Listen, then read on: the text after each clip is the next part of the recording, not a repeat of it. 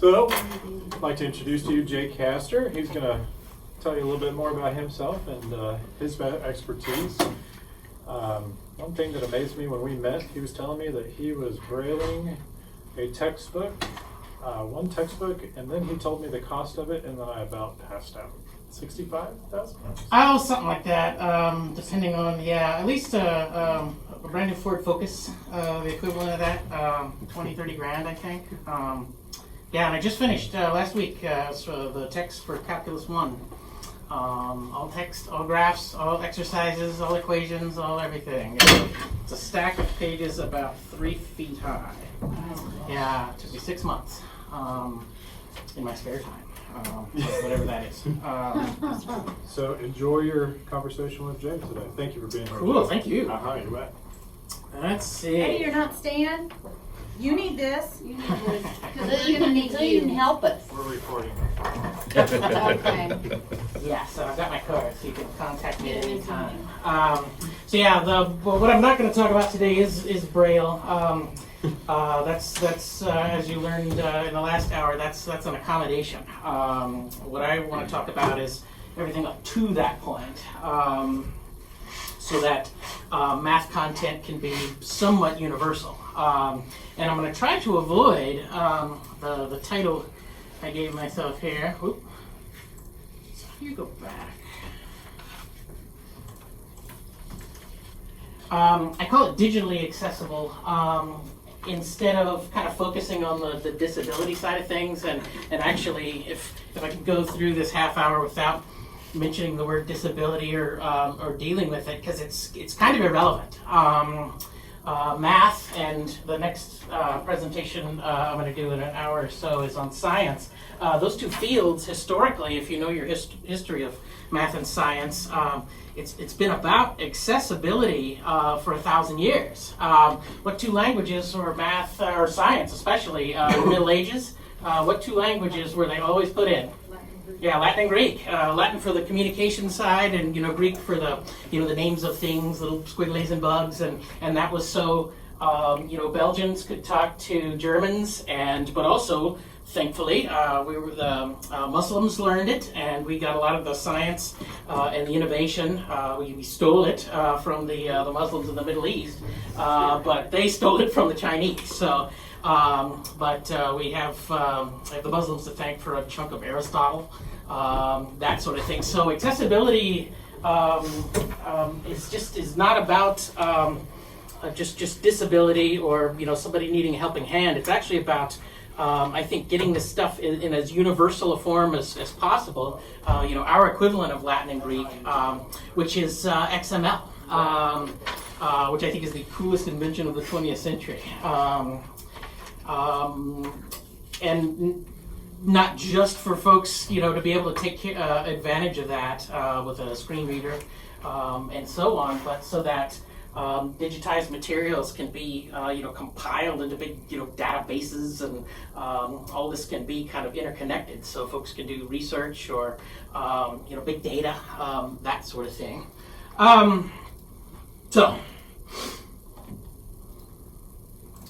And I wonder if this has audio. I'm going to check it really fast. It does. And it's a good place to start. Come on, play. There we go. It's just a good speaker.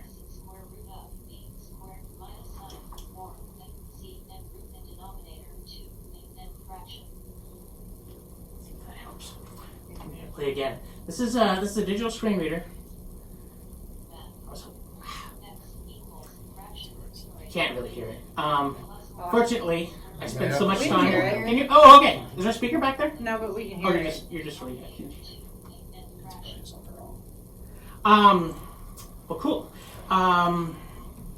But yeah, in a pinch, I'll just pretend to be the screen reader because I deal with them every day. Can you turn the feedback down back again? You turned Oh something yeah. out, You're hearing the hum, I bet. Yeah, there you go. Thanks. Okay. So yeah, long story short, when it comes to math, we need to be able to get our digital screen readers to read regular math stuff as just as smoothly as it would read that. And it's quite possible. The secret to that is XML, or in this case, MathML. I don't know if you've got kind of a basic familiarity with kind of HTML and XML, just the idea that there's tags around content, and those tags tell the browser what to do with something. And MathML is just another spin-off of that. It tells a browser to render these numbers and letters. Let's see, this is the MathML for... Yeah, this is the quadratic, is what that math, actually that was just a little bit, but that string of code tells it to, on a browser, to render it just like that. But it also is what tells the screen reader to read that correctly. And I've got, here a few slides down, I've got examples of the same, the quadratic solution here, rendered in a couple of different ways in Microsoft Word, and the screen reader reading it correctly, and then the screen reader butchering it, because sometimes what we see, what is visually, what looks right, and actually that's why I have this slide. My presentations are always a little bit hodgepodge, because I jump back and forth and kind of see where folks are and what they're comfy with. But in this case, you're just kind of diving in. Those two limits there look identical, but one of them is screen readable and the other isn't. And I, kind of did that on purpose. And off the top of my head, I can't remember which is which, but one of them is formatted correctly, and I'll show you and talk about a couple, 3 tools to do that. And then one of these is just, I think it's the one on the left, is just a ping or a JPEG, because I can see the fuzzy little edge there. Something that's a picture of something is never screen readable by itself, because the screen reader can't read a picture. It can only read words and numbers and symbols and things that under the hood are XML-y in nature. Does it read the math editor in your Word docs? No, but Okay. but with one little tweak, and actually there that is. The tool that I use all the time, and the tool that I used as the halfway point when as I was brailing my calc book, and I found out that my students, one of those students is going to start Calc 2 in the spring. I did Calc 1 for the fall, and I'm going to start Calc 2 in the spring, so I think I'm going to have to get started on Calc 2 in order to have it done by then. It'll be about 400 pages. So yeah, good news, bad news. The Microsoft Word equation editor renders it so it looks like what would be correct. But if you have it read by a screen reader, and I have a little blurb here. Sorry again for the volume. Oh, let me see if that's all the way up. Of course it's all the way up. Check. It might have 2 speakers. Yeah, you may actually have to switch the speakers. Oh, in the yeah. There we go. Click on Let's see, volume. mixer. No. It's the built-in speakers. It looks like that's the only one. Are you seeing the same thing I'm seeing? Yeah. Yeah. Sorry about that. But if not, I'll employ my sexy robot voice and read that. If you can't hear it, you go in presentation mode. Let's see what this sounds like. So I already had it read the correct one for you. And after, I'll have this one kind of butcher these two and then go back, and you can kind of, you'll know what to listen for this time and see just how elegantly the screen reader does that. That was it. Hopefully. That's all the screen reader got from that, which means under the hood, that's all that's kind of there, or at least decipherable. If you've seen the code for a pre-Office ML Word document, it's gobbledygook. And then yeah, this one is using the Microsoft equation editor, the thing in your tab, insert, and then equation. That's this thing. And then I did, just for the hell of it, I made kind of a text rendering of this same equation and used the underline tool, and I put the symbol in for the square root.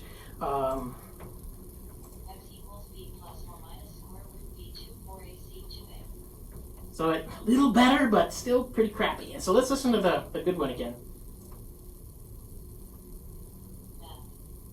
X equals fraction with numerator negative b plus or minus square root of b squared minus sine 4 and c and root and denominator 2 and fraction.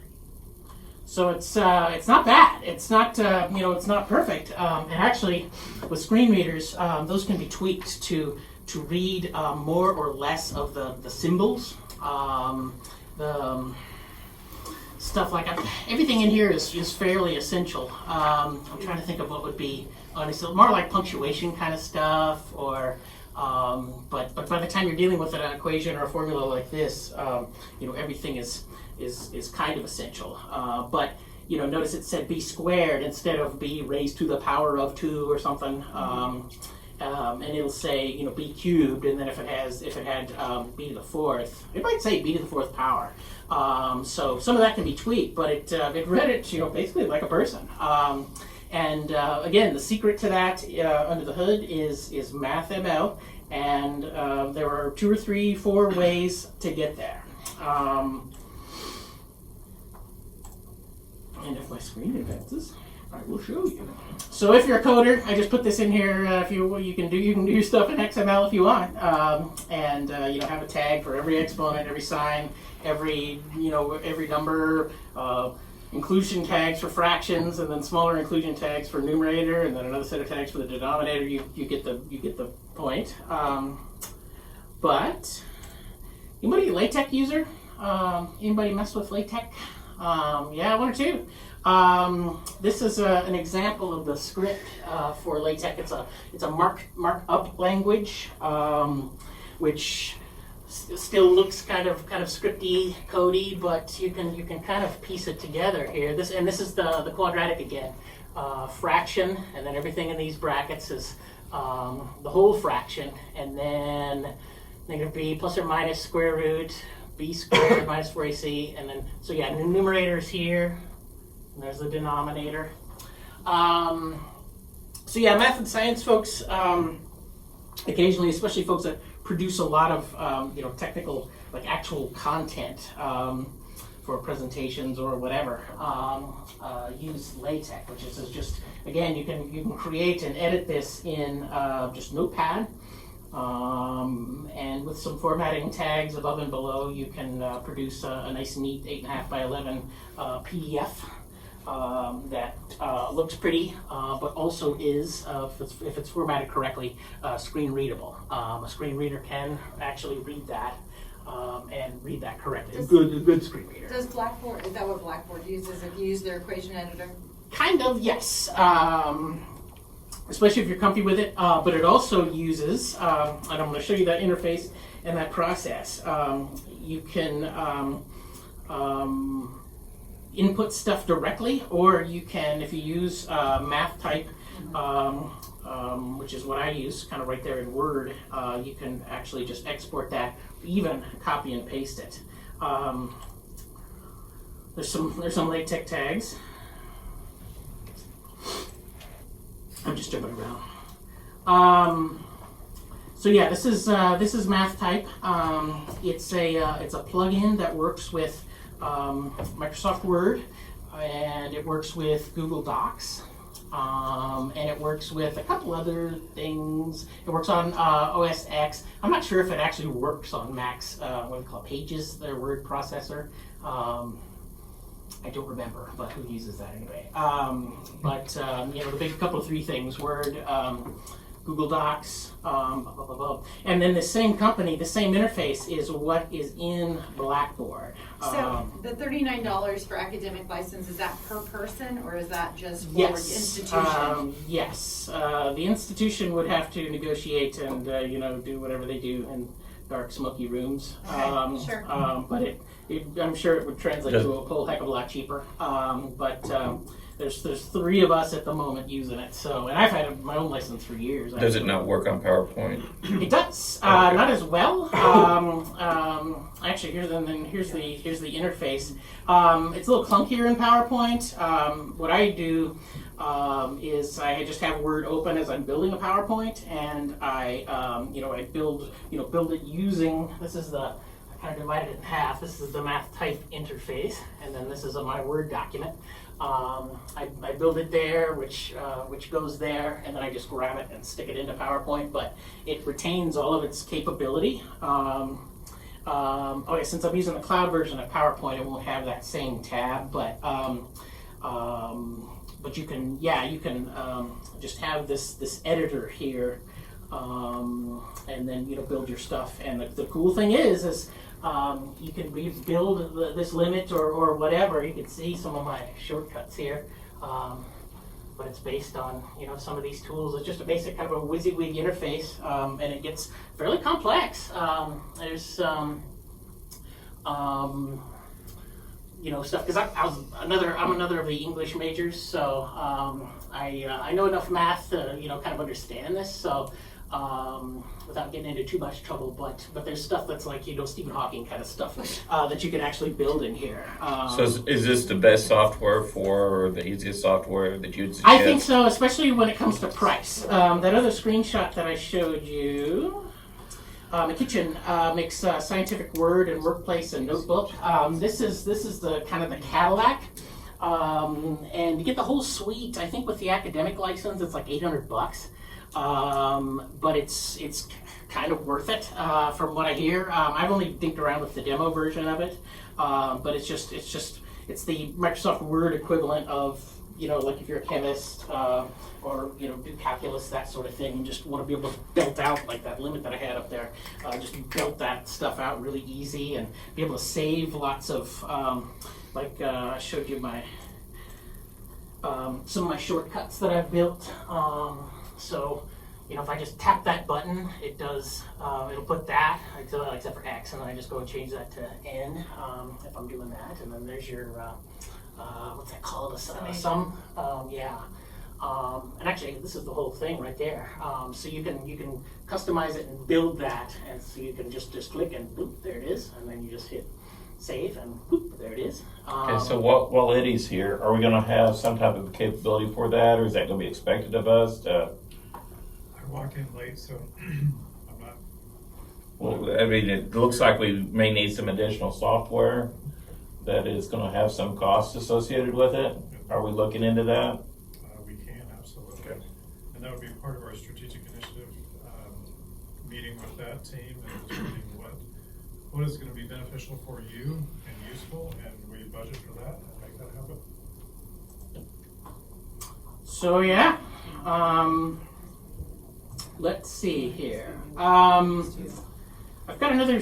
I've got the screen reader reading this. Let me pause for a second because I'm jumping in with kind of the assumption that the idea of a screen readable document is already kind of familiar, which may or may not be a fair assumption on my part. But I mean, is anybody just like freaking out right now?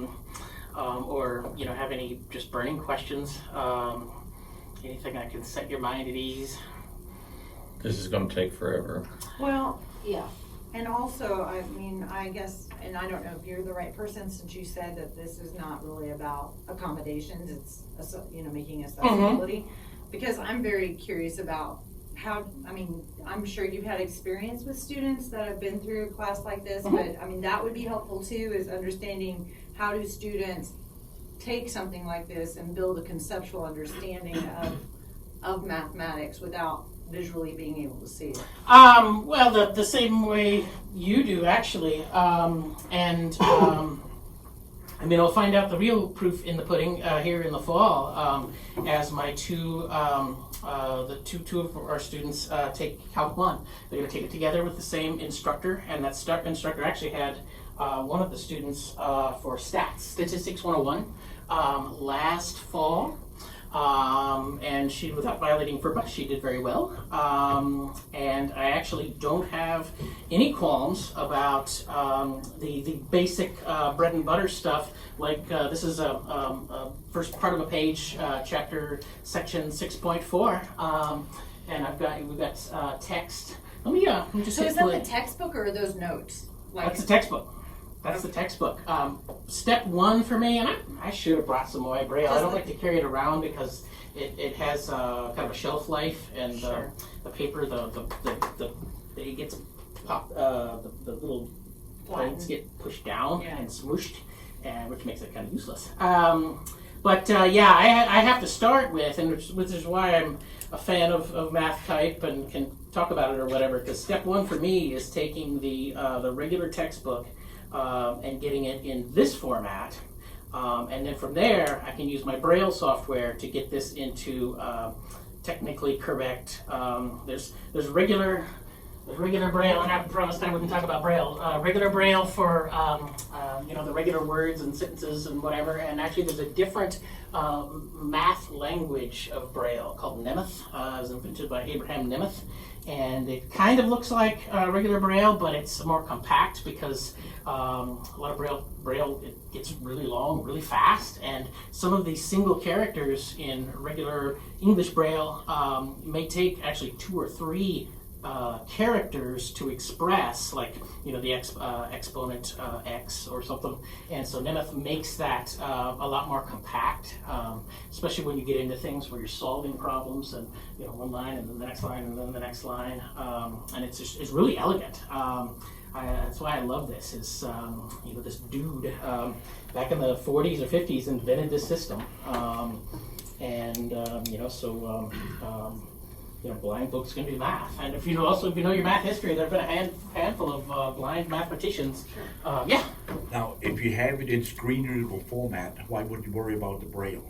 A couple of reasons. One, because the screen reader won't always, and again, the Braille is an accommodation, so that's not something that any of you guys will ever have to worry about. That's the thing that I have to worry about every day. But yeah, the screen reader will occasionally butcher some of those things, especially as it gets hairier in the big lung and the really complex fractions with the top and the bottom and all that.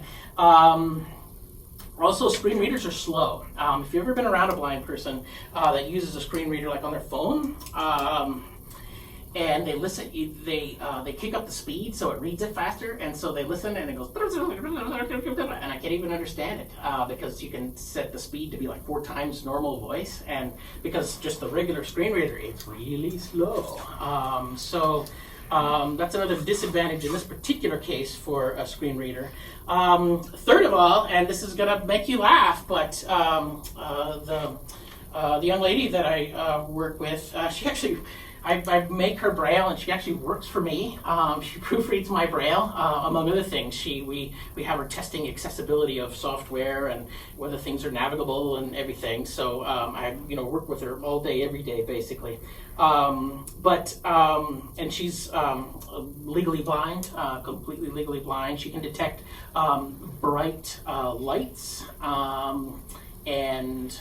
Yeah, mainly just lights. She can tell if a door is open and the light is on in a room. She can tell that, but that's about it. She uses a cane and all that. Anyway, she tells people that she is a visual learner, and when it's stuff like this that's math and technical, this is how she learned how to read is with the Braille, and so for really tough concepts. We all actually probably have a corollary for that. How many of you, if you have an important thing that you're going to read, prefer not to read it on a computer screen, but like to have that piece of paper in your hands? It's kind of the same thing. And so with those couple of students, and because this is a hardcore class, and probably because I wanted to do it to see if I could do it, I just brailled it all. But I'll give them also this digital copy that will be accessible, so their screen reader will be able to kind of read this stuff correctly. So again, this is the accessibility step. The good news we're all concerned about time and effort and all that it's going to take to do this. Publishers are catching up.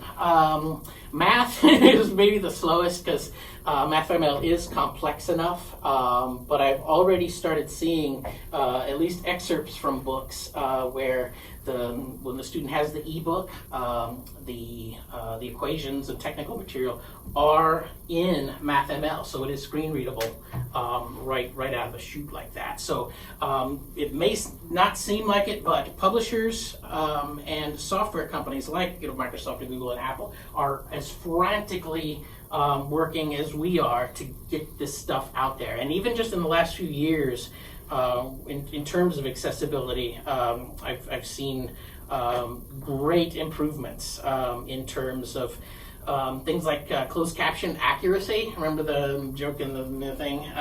The caption software not rendering words correctly. Actually, YouTube, I've even conducted a couple experiments on my own.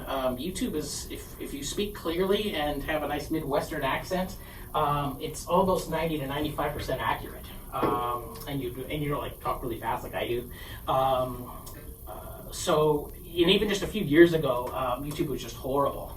And it's the same thing with screen readers. The three big screen readers, John mentioned two of them in there, NVDA and JAWS, are getting smarter every day so that even a document doesn't have to be accessible as long as there's a digital or even a representation of something digital. Remember how I said right at the beginning that a picture of something is not accessible? Actually, they're making screen readers smart enough so that if it's kind of normal, like English text for an English screen reader, if it's nice and clear, like in a JPEG, screen readers have that OCR recognition algorithm that kind of like Adobe Acrobat uses to when you scan something to make a PDF. It uses that same character recognition and integrates it into the screen reader so that it does attempt to recognize stuff that isn't digital type like this. So they are getting smarter. So they're gonna kind of catch up with us as well. So we're all just kind of learning. All this stuff was new to me a year ago. I knew Braille was dots. That's all I knew. And I knew Louis Braille was a French guy that invented it. And that's about all I knew. And so we're all just kind of scrambling. Let me show you. I've shown you a little bit of the kind of the math type workflow. This is math type for Google Docs. This looks actually identical to what it will look like in Blackboard if you ever use it. This actually is a screenshot of the one from Blackboard. But yeah, let me show you what that would look like if you wanted to. These next few slides have screenshots, and I want to put that limit that I had up there into a Blackboard announcement in a way that it is renderable, in a way that you can tell that that's exactly what that is at a visual level, and then also will be screen readable. So I chose the announcements field because it was right there when I opened up my sandbox class. And the button that, and I'm assuming that yours is going to be super close to ours. You may have a few different buttons down here where like mashups is and stuff. Maybe not. I don't know. It's the same. Yeah. So the FX button, that's what's going to spawn the Virus math editor. Which is this, which looks kind of like the one that I showed you, my Microsoft Word plugin. And this is what they call a WYSIWYG editor, which stands for what you see is what you get. And you can kind of tell. We've been doing this now, even us old folks, long enough that we can see the tabs. We can tell that there's an equivalent tab for each of these, and we can see like there's square root, and that green box probably means that you hit that button, and then you'll have your cursor on the green box, and then you put in whatever your number, and then it'll render square root 4. that sort of thing. You can see absolute value. There's braces and brackets and parentheses, and there's your operators. So you can actually pop in, like the Pythagorean theorem or something would be, just fairly easy. A, and then exponent 2 plus B, and then exponent 2 equals C squared. And then hit accept, and then it goes to your announcements composer thingy, and then you hit post, and there it'll be, nice and neat. And I've got Do you use this a lot? Blackboard, no, because now that I'm in the Braille business, I don't have to mess with Blackboard anymore. But my job before this was messing with Blackboard every freaking day and answering the questions that nobody else could answer. So I remember some of it, but Well, there's text, like there's an issue with the format and the text. I believe it, and it could be browser based, it could be Blackboard based, because at the moment, you know how freaking Google Chrome and there's the whole Edge and Explorer is gone, and then there's Edge and the Mozilla browser and Chrome. Safari not as much, but update like every week, and then one browser will be able to do something neatly, and then the other one can't, and then it'll catch up, and it's like a horse race or something. At the moment, the neatest, cleanest, out of the box rendering of MathML is Firefox.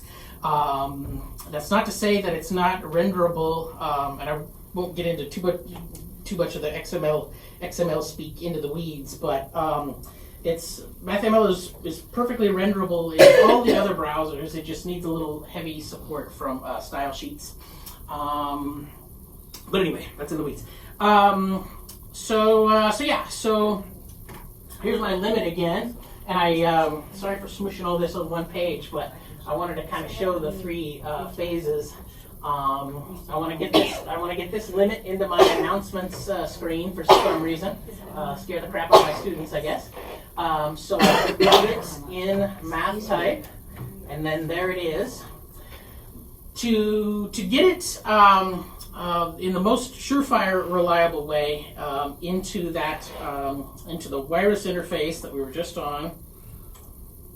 To get it in the most surefire way, the thing to do is to convert your equation into the MathML, which math type just has one button, convert, and you can see the code there. And then I copy or cut and paste that directly into the empty version of this, and upon hitting paste even, it doesn't put the code, it actually renders it right there.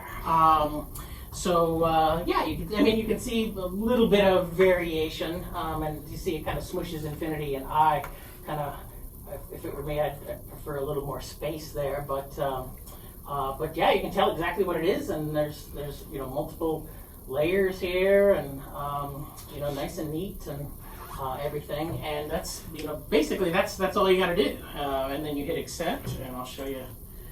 Now we're back to our announcement composing box thingy, and there that is again, and then we hit post, and then there it is. There's the name of my announcement, and there it is. Do you have to post it inside the equation editor, or can you just click to HTML within the announcement? No, because I tried that, because I had that very same question, and it seems like back in the day you could do that. I think back when the internet was simpler, remember when we built web pages in Notepad, and we typed in, HTML in brackets and even just a few years ago, I think I remember doing that as quickly and neatly, but because of browser, some of those browser things, and then just with Blackboard, and you guys, I'm sure, will, every once in a while you'll get a new plug-in or get a new update, and then one little goofy thing will be wrong. All the letter F will always be orange in some page or something. Just some ubiquitous little tiny little, and then we get on the phone with Blackboard and then get it. So anyway, but I did try that, and for some reason it didn't work.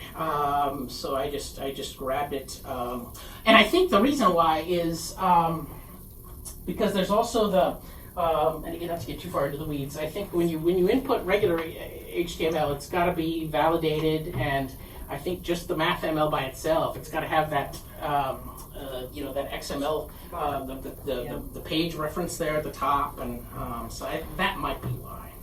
Yeah, I think it's a Blackboard thing, because even like, see your limit, see how the font is different than. Yeah. Yeah, so I think it's a Blackboard thing. Yeah, If they yeah. are choosing to use a different font type Probably. as opposed to. That could probably be tweaked under the hood, because I don't know how many people actually do this, but. Yeah. But the end result, and whether good or bad, or whether it's something you have to do or don't have to do, I'm not gonna. All I'm saying is, that is how you get to this, and if you want this, those are kind of the steps. Really briefly, I jumped through those steps. How much of my time, by the way? I think it's been about 35 minutes.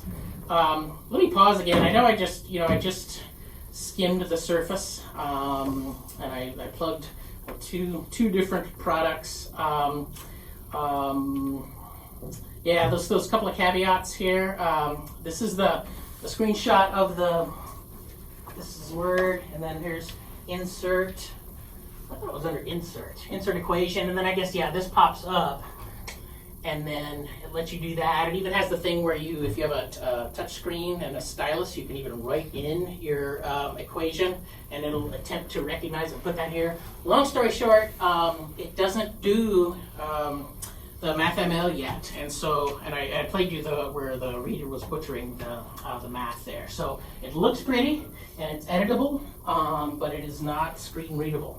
It's not MathML based yet. Microsoft is working on that, and they're going to drive, I'm sure, poor Wireless out of business, or they'll do like they always do. Either Google or Microsoft will buy them, Wireless, and or maybe Blackboard, who knows.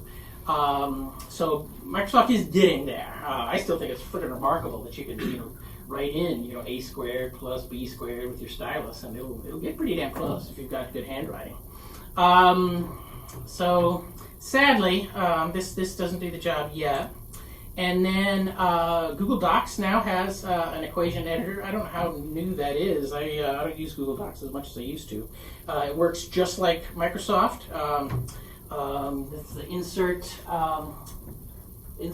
tab thingy, and then there's equation, and you get a little bit of I've got a little sliver of the interface here. It's not quite as elegant, but you can kind of tell Greek letters and basic operators and grouping kinds of things. But it does produce pretty close to the elegant version that we saw. But this is not, it doesn't do XML either, which really shocked me. I just tried it again yesterday as I was putting this together. And it still doesn't do it. It does the pretty visual version, but not the XML version under the hood. One little trick I can show you though. Let's say that you don't have tons of math, but you've got a thing in an announcement, like in Blackboard or something in a PowerPoint or whatever, and that's your only freaking little bit of math or equation or technical whatever, your whole freaking presentation, and it's not worth going through math type and all of that kind of stuff. I could show you a little workaround. So this is a PowerPoint slide, and it actually has that sentence on it. So I don't know how much you mess with editing PowerPoint. Let me I'll wait a second, and then I'll click out and get into the editing field of it. So when a screen reader reads a PowerPoint presentation, it reads the text on the screen. It reads title first, and it reads whatever your bullets are in there. And then if it encounters an image, it reads the alt text of that image, which is just text under the hood, made for screen readers. I don't know if you've had a chance to play with that very much yet, but every picture, every object, basically every object that isn't text can employ alt text. And whatever is in that alt text field for an image or an object or a graph or whatever, it will read it out as it appears. So if you tell this particular PowerPoint slide to have as alt text for this rendering of 4/3 pi r cubed, the words 4/3 pi r cubed, and I just kind of spelled it out phonetically, it's going to read it just like that. And as the screen reader going through, it would say, let me go back one. It'll say the volume of a sphere is, now because it's in alt text, it might say image, but then it will say 4/3 pi r cubed. So with the inconvenience of that one little word that it will stick in there, which again with screen readers are tweakable, so it may or may not actually say image, but anyway, you'll get the exact same result as if it were math type or math ML. So that's kind of a way to cheat. So that works for PowerPoint, Microsoft Word. What else? Maybe work on the web. I mean, if you're rendering this in a announcement field, like in Blackboard or even just on a page, a screen reader is going to read alt text for anything that's designated as an image on a browser page or whatever. So as long as your alt text reads that, you're good. Let's see. Let me pause again, just a couple of minutes. Let me throw out some, or you can throw at me some questions or concerns, or I can, fire up. I guess I can't fire up math type because I'm using this machine, and I'm doing this on the cloud. But what can I answer for you?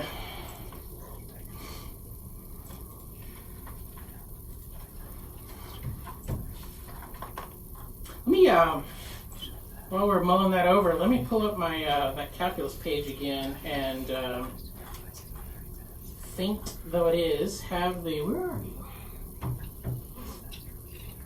Are there homework systems that are more accessible, No, like a math not lab? yet. We're that's one of the things on my plate right now is both of the students each have 2 of the homework systems. And they're some of them are kind of accessible, some of them are completely not accessible. If something is Flash based, it is not going to be screen readable because Flash is pictures. And when you build an image in Flash, Flash doesn't even exist anymore. Technically, HTML5. Do what? Flash is now HTML5. Right. So that's going to be the thing that gets it a little closer. As other things, but if you've got a Flash animation, you can't really put an alt text for the whole animation, just for the object itself. But anyway, McGraw-Hill is kind of the leader of the pack, and they're getting better. Pearson is always the slowest of the pack. It's always a bit of a struggle, and we may in one of the classes. One of the students is taking upper level genetics, and we may have to have the instructor supplement the homework for that because I'm guessing that it's not going to be screen readable content, but especially the mainstream stuff, that's what's going to happen first. Is they're going to kind of reach the masses first. So college algebra and that sort of thing. That's going to they're getting there and they're experimenting with it, and you can even in a case where it is necessary. Which is kind of what I do every day is if I need for a digital copy of a textbook, for example, and I need something screen readable, I can have them send me the XML files for that. And as they're, especially with newer, snazzier textbooks, that's where I'm starting to see more of the math ML rendered in there, and music ML actually, interestingly. And there is chemistry ML. I guess we'll talk about that here in a few minutes when I switch to science. But there is a chemistry markup language that makes the the hexagons and the bonds and the double bonds and all of that just nice and neat and very neatly renderable on the web and in ways that multiple browsers can understand it. And also screen readers for the most part. They're not as good with Chem ML as Math ML, but anyway. So they're getting there, but what folks are going to have to do is just test those interfaces out. The NVDA screen reader is free, and it gets updated every once in a while, and it happens to also be the preferred screen reader for folks that use screen readers on platforms. The preferred one for mobile is called Voice Dream. and it's more like document based. But NVDA is about navigating the actual environment on your screen. So, blind students or blind folks in general, they'll use NVDA and do all the same stuff, most of the same stuff on their computer, just audio, and with their keyboard, lots of keyboard shortcuts and tabbing through things or whatever. As the rest of us do. This freshman that's starting in the fall, he's a computer science major. He's going to be a coder, and he already has done. I got a chance to talk to him a few months ago, and he's already he took like advanced trig, so the math he's not panicked about, and he's got some of the fundamentals of scripting. And if you read, Amazon and Google. They all have, and they like to show them off. They have their coders who are blind, who are in some ways better than the other coders. You'll see, in tech news or whatever, if they want something different or something that isn't depressing or whatever, they'll just do a feature on a blind coder, and there's just not much that they can't do, and they surprise me on a daily basis. One last thing, the young lady that I work with, the upper level biology major, she's on her third or fourth upper level biology class that have lab components, and last semester she took vertebrate biology, and their lab components were dissecting cats and sharks, and it identified tiny little veins and arteries and slimy stuff inside those dead creatures. And without violating FERPA, let's just say that she did better than most students in the class. And I know that sounds insane, but I watched it. All she has to do is kind of say, well, here's a tray with the shark in front of you, and she can feel the tail and then go from there and get all the way down to the vena cava or whatever. And there were her colleagues in her class were asking her for help because she could identify the shark's gallbladder faster than anybody. And also, some of those you guys have probably had one or two knucklehead students in the past. She told me at the end of that semester that a student came up to her, one sighted student came up to her and asked her to help them find the lungs in a shark. So think about that for a second. Yeah, that's students for you. Sharks don't have lungs. They have gills. But she'd take exams. She would set the curve on those things and everything. So I'm just, I think this future coder is gonna just knock our socks off, and there's just gonna be very little that they can't do. So anyway, that's kind of touchy-feely. Thanks for being here, and let me know. Talk to me at lunch. I'll have my Surface. I can show you some stuff, and we can talk about nuts and bolts and math and calculus and whatever you want to. Thank you.